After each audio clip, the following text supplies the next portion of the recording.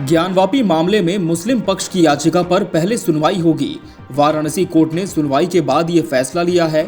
अब मामले पर वाराणसी जिला अदालत में 26 मई को सुनवाई होगी। 26 मई को ऑर्डर 7/11 पर सुनवाई होगी। साथ ही सर्वे पर कोर्ट ने दोनों पक्षों से 1 हफ्ते में आपत्ति मांगी है। जज ने दोनों पक्षों को सुनने के बाद अपनी नई तारीख दी।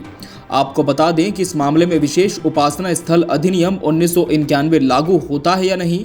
26 मई को मुस्लिम पक्ष के आवेदन 35G पर सुनवाई होगी कि पोषणीय है या नहीं। ज्ञानवापी मस्जिद मामले पर हिंदू पक्ष के वकील विष्णु शंकर जैन ने बताया कि मुकदमे की अस्वीकृति के संबंध में 7/11 सीपीसी के तहत मुस्लिम पक्ष की याचिका पर सुनवाई 26 मई को होगी। कोर्ट ने दोनों पक्षों को आयोग की रिपोर्ट पर आपत्ति दर्ज कर 1 सप्ताह के भीतर रिपोर्ट सौंपने के लिए कहा है। वादी पक्ष के वकील ने कहा कि जो हमारी मांग थी वो पूरी हो गई। दोनों पक्षों को वीडियोग्राफी की कॉपी दी जाएगी। इससे पहले ज्ञानवापी परिसर विवाद में सुप्रीम कोर्ट के आदेश पर सोमवार को वाराणसी की जिला जज की अदालत में सुनवाई हुई थी। दोनों पक्षों ने अपनी अपनी तरफ से मांगे रखी, लेकिन अदालत ने कोई फैसला नहीं देते हुए मंगलवार तक के लिए सुनवाई को टाल दिया था। मुख्य रूप से जिला जज की अदालत ये फैसला करेगी कि पहले याचिका की पोषणीयता के मुकदमे की सुनवाई हो या श्रृंगार गौरी प्रकरण में आई आपत्तियों को पहले सुना जाए।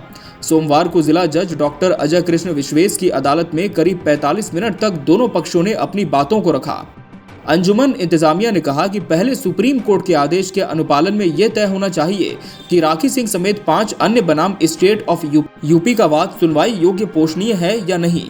कहा कि वाद दाखिल होने के बाद पोषणीयता पर चुनौती दी गई थी, लेकिन निचली अदालत ने अनदेखा करते हुए सर्वे कमीशन का आदेश दे दिया। अब इसी बात का पहले निर्णय होना है कि विशेष उपासना स्थल अधिनियम 1991 लागू होता है या नहीं। वादी पक्ष के अधिवक्ता विष्णु जैन ने कहा कि कमीशन कार्यवाही के वीडियो और फोटो इस वादे से जुड़े साक्ष्य हैं, पहले उनकी नकल दी जाए, फिर दोनों पक्षों से आपत्ति आने के बाद तय हो कि वो पोषणीय है या नहीं। उन्होंने कहा कि यहाँ विशेष उपासना स्थल कानून लागू नहीं होता है।